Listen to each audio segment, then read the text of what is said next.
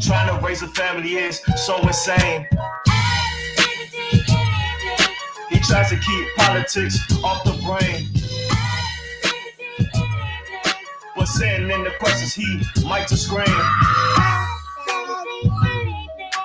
Business and entrepreneurship is his thing. There is society, then there is reality. That's my dad. That's my dad. Welcome. I am BBT, and you can ask me anything. How y'all doing tonight? Tonight is what? Wednesday night. Yes, the weeks go by so slow, and that's a good thing. I want to stay young. I don't want to get old. Not yet. I want to enjoy my day, and I enjoy my day today. Worked out, spent some time with the babies, went to basketball, did a little work, had some meetings. Yes. Great day. How was your day? I hope it was as good as mine was. That's how I'm going to do say. Yeah. So I want to jump right into it because I don't want to be before you long. I just want to get through some tweets, get through some visionary moments with BBT, share a quick video, and then I'm out of here. I'm going to bed. So let's start with the first tweet of the day. First tweet. Elon Musk says Twitter is purging a lot of spam, scam accounts right now. So you may see your follower count drop. Yeah. I think they're trying to get rid of the bots and the scammers. And it's good. I think that a lot of these platforms are falsified, whether it's your YouTube subscribers, your Instagram followers, your Facebook. I don't know so much about Facebook. I don't think people check how many followers you got on Facebook, but Instagram, Twitter, YouTube. So get rid of them. Kick them out of here. Next tweet. Say Cheese said Liver King was on steroids. Leaked emails shows that Liver King was taking almost $12K worth of pharmaceutical HGH per month, 3 injections per day, all while promoting his brand of holistic lifestyle, ancestral tenets, and eating raw meat on camera. Yeah, I want to say I'm extremely proud that I take no supplements, take no steroids, I take nothing, and I never will. The only thing I've done when I was in high school, I tried creatine for like a week, maybe 2. I was pushing up 225. I said, "Nah, this ain't right." I stopped. So I don't know. It's just a mental thing with me. I don't want to take anything. I don't want to put anything in my body. I see guys in the gym before, during, after their workout. I'm like, man. And it's so crazy. You see a lot of guys, they buff, and then you see them a couple years later. They look like they never lift the weight in their life. So for me, I want to be natural. And that's what I focus on. So unfortunately, this gentleman, I hope he's okay. But a lot of these guys, man, they take a lot of shit. Next tweet. Greg Popovich recently took the Spurs team to watch the new film on Emmett Till, and hopes to show the importance of social justice. Shout out to Greg Popovich. I mentioned I don't necessarily, yes. I mentioned I don't want to necessarily see the film, but I think it's good for certain people. I understand the story. I read about it, know a little bit about it. Like I said, I just don't want anything else angering me at this moment. So next tweet. But that's good for Greg. I think that it's important for people to understand the travesties of this country. I just wish we had the mindset to do something differently and do something about it. It seems like we can watch movies like 12 Years a Slave. We can watch these things and we still move the same. And I don't move like that. Once I see something that impacts me, I change. And I wish more people would be that way. Next tweet. So Ronald Dalton posted this. It says Kyrie Irving boosted Hebrews to Negro film and book will stay on Amazon. CEO Andy Jay-Z calls banning the labeling works whose primary purpose is not to expose hate. A very slippery slope. Yeah, Amazon said we're going to get that money. They said we ain't taking the book off. So all of the protests, Ronald Dalton is prevailing. I saw that he said he's going to be releasing movies in other countries, like I think Europe and the Caribbean. I think he said Africa as well. So, man, go forward, educate, empower, enlighten folks. We need it. Next tweet. 93% of America said they hate how divided we've become as a country. The other 7%, those are the activists that say if you buy a Tesla, it means you believe in hate speech. It's completely absurd. It's totally bullying. Cancel culture by Elon Musk needs to be canceled. I agree. I guess when all of this canceling people, Black Twitter, all these things that went on Twitter and on social media, I was kind of out of the loop. I don't really entertain or follow those things. But yeah, no one should be canceled. I mean, at the end of the day, you fuck up, you fuck up. You're going to have to pay for it. But everyone deserves a second chance. So yeah, I think that cancel culture needs to be canceled. Next tweet, President Biden. He says gas prices are down, domestic production is up, and we rallied the world to release oil to address a gas price hike inflamed by Russia's unprovoked war on Ukraine, all while continuing to power our historic economic and jobs growth. Congrats to President Biden. Yes, yes, yes.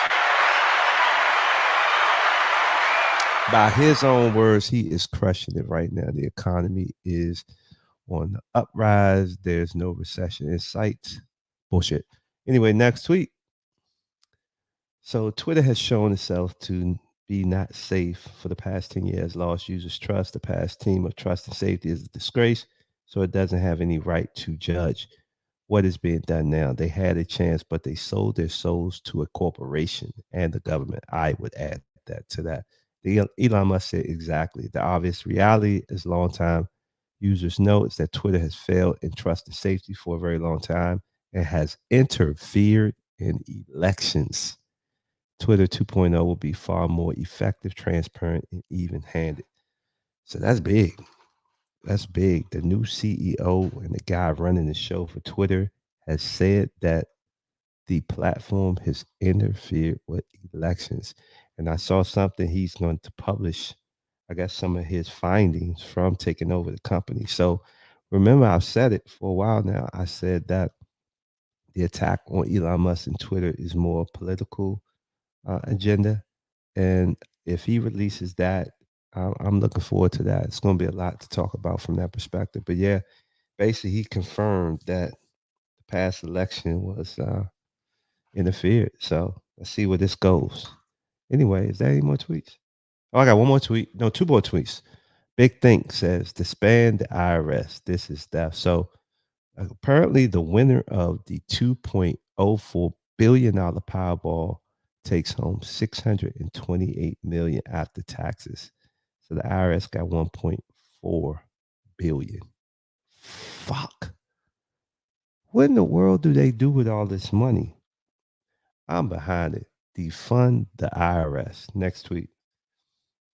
Kevin O'Leary says, I lost millions as an investor in FTX and got sandblasted as a paid spokesman for the firm.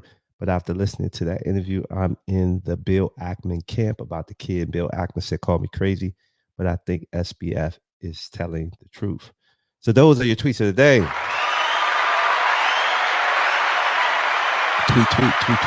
Tweet. Let's do say, man. Let's stay strong. Anyway, let's jump into this video. It's just the first 2 minutes of the interview that they had today. So I'm going to play a little bit of it and I'll let you be the judge yourself. I'll give you my 2 cents and then you let me know what you think. Is this guy lying or not? So. And the generous view is that you are a young man who made a series of terrible, very, very bad decisions. The less generous view is that you have committed a massive fraud. That this is a Ponzi scheme, a manipulation of the system. And I want to start there because I think that there are so many people who have that question, which is, what is this? And what did happen? Yeah, look, thanks for having me. And at the end of the day, I was CEO of FTX. And that means whatever happened, whenever it happened, I had a duty to all of our stakeholders, to our customers, our creditors. I had a duty to our employees, to our investors, and to the regulators in the world to do right by them. Remember, we're talking about 1.6 billion. I know me, boy. I be panicking when someone loans me $1,000. So, let me let him keep going. Make sure the right things happen at the company, and clearly I didn't do a good job of that. Clearly I made a lot of mistakes or things I would give anything to be able to do over again. I didn't ever try to commit fraud on anyone. I was excited about the prospects of FTX a month ago. I saw it as a thriving, growing business. I was shocked by what happened this month, and reconstructing it were the things I wish I had done differently. Well, let's talk about some of the things you would want to have done differently. You would think you lost 1.6 billion, and you believe there's some things you could have done differently. Ooh. And the thing about it, remember, this is 1.6 billion in such a short amount of time. I think they only been around for a few years. So, but I don't want this to be an abstraction for folks, because it's a lot of big numbers and often doesn't feel human. One of the letters I got, I want to read to you, Sam, because it's from a gentleman who said that he lost his life savings. And the subject line is, Sam Bankman-Fried stole $2 million from me. Says, Andrew, can you please ask SBF why he decided to steal my life savings and the $10 billion more from customers to give to his hedge fund, Alameda? Can you ask him why his hedge fund was leveraging long all of these S coins? I'm going to keep it polite for the kids. Please ask him if he thinks what happened was fraud. These are the kinds of letters that I've been getting repeatedly over the past several days. What do you tell this man? Yeah. I'm deeply sorry about what happened. Here's, the long and short of what happened. And I'll start by saying, deeply sorry, man. Lost his life savings, 2 million. You're deeply sorry. Give him his money back. Somebody please explain to me why there's no charges filed against this guy. I need to know. But yeah, if I'm assuming he still has money. They say his parents live in a $16 million home in the Bahamas. So you're deeply sorry. Get a man his money back. Give him something back. Just to make a distinction here, you look at the U.S. platform, you look at the international platform. The U.S. platform, it's a U.S. regulated platform with American users. To my knowledge, that's fully solvent. That's fully funded. And, I believe. So that's it. You can go and watch the full interview. It's on YouTube. So you saw the tweet from Kevin O'Leary, Bill Ackman. Do I think the guy was this fraud Ponzi scheme? I don't. Actually, when I saw people call it a Ponzi scheme, I don't agree with that. I think crypto was very speculative. This guy was handling a lot of money. He obviously was in bed with a lot of people. I think he's a puppet. I think that he was put in this position. I think this was all intentional.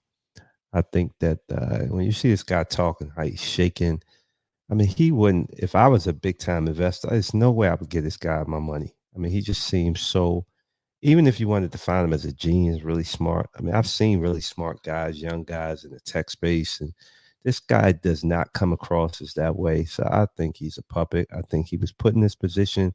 I don't think he himself was the main culprit. I think that the powers that be, whoever kind of orchestrated this whole thing, are the ones that should be held responsible. But at the end of the day, he was the CEO, so he's going to be held responsible. But yeah, I don't necessarily think this guy committed fraud. I don't think this is a Ponzi. I think that obviously it was very shaky, but it says a lot that all of these very smart people, all of these investors that do all this due diligence, gave them all of this money. So yeah, that's my take on it. So I think that's it. No, I just want to wrap up with a couple of visionary moments from BBT. Let me drink my Douce really quick. The first one is this. 2 years ago, I said, never just go with the flow, because the flow slows. If there's a problem, address and move forward. Yeah, definitely. I guess this is a perfect example of the crypto. Everybody thought, oh man, we finally gonna get this money. This is a thing for the people. Let's jump behind FTX, man. We gonna make money. And if you've seen historically, eventually those things gonna come crashing down. It's almost like they are, I guess, technically somewhat of a Ponzi scheme, pyramid scheme, because the ones that got in early, the ones that created it. I'm sure Bankman-Fried is chilling, money wise, from FTX. Don't let them fool you. Everyone's saying that in bankruptcy. I guarantee this man's sitting on a pile of money. Um, so yeah, I'm just not one that goes with the flow. I've gotten burned too many times, so I would suggest you don't go with the flow either. Next visionary moment from BBT. 4 years ago, I said it's hard for people to ever taste freedom because they're too afraid to stand alone, think different, and self evaluate. Correct. Yeah, definitely have to practice introspection. Definitely can't be afraid to do things by yourself. Go to the movies by yourself, go to the bar by yourself, travel by yourself. That gives you the best opportunity to practice introspection.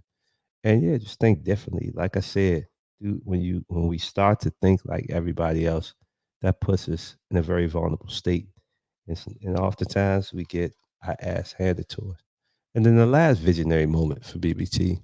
It's not really a visionary moment, but 10 years ago on this day was the trip that changed my life. My wife had a friend that was getting married in the Philippines. Said, "Hey, you want to go to the Philippines?" I'm like, "The Philippines? Where is that?" I ain't know nothing about that. I think at that point, the farthest place I probably had been, I may have been to Paris on like a college trip, but that trip was whack. And I was not really, I traveled a lot, but it was mainly to the islands and sunny places because I was living up in the cold in Maryland. And she asked me to go. And I was like, I looked some stuff up. No, I didn't look anything else up. I said, fuck it, let's go. And then I look it up later and see how, at the time, how crime ridden Manila in the Philippines was. So anyway, we went to Manila. We went to Tagaytay. We went to Boracay. Then we flew over to Bangkok, went to Koh Samui. That trip changed my life. I got to see another side of the world. I got to see how people lived on the other side of the world, and I was hooked. I didn't want to come back. I still don't want to come back. I mean, if it's up to me, I will do a couple years on that side of the world because it was so amazing. People, the culture. Yeah, the trip changed my life. So this is riding the elephant in Bangkok, Thailand, with my wife and my son, who was only when we went on this trip was only 16 months. So I was crazy. I never forget that flight. I didn't, because I never did anything like this before. I'm thinking I'm booking a nice flight. So I booked a flight, a nonstop flight from I think LAX to the Philippines. And literally it was the worst flight ever. It was overbooked. Literally, I'm thinking we're gonna get 3 seats so we could lay our son down. Is we're sitting at the front. I'm sitting beside my wife. I had to hold my son the whole time. They had a TV, and the TV was in a language we didn't understand. So it was a disaster. They barely gave us food. So now I definitely don't travel like that no more. But that was definitely a lesson learned. So I think that's why when we travel, I'm not afraid of anything because that experience was insane and we got through it. We got there, and it was one of the most amazing trips ever. So, yes, yes, yes. Travel is everything. Do it. Go broke doing it. The money will come back. I'm telling you. But that's it for me, y'all. I am getting up out of here. I'm going to. I think what time is it? Yeah, I'm gonna go and do my meditation, and then I am going to do a little bit of yoga, and I'm going to bed. So, well, first I got to finish up the do say. So, y'all have a good night. Peace be unto you. I'm out.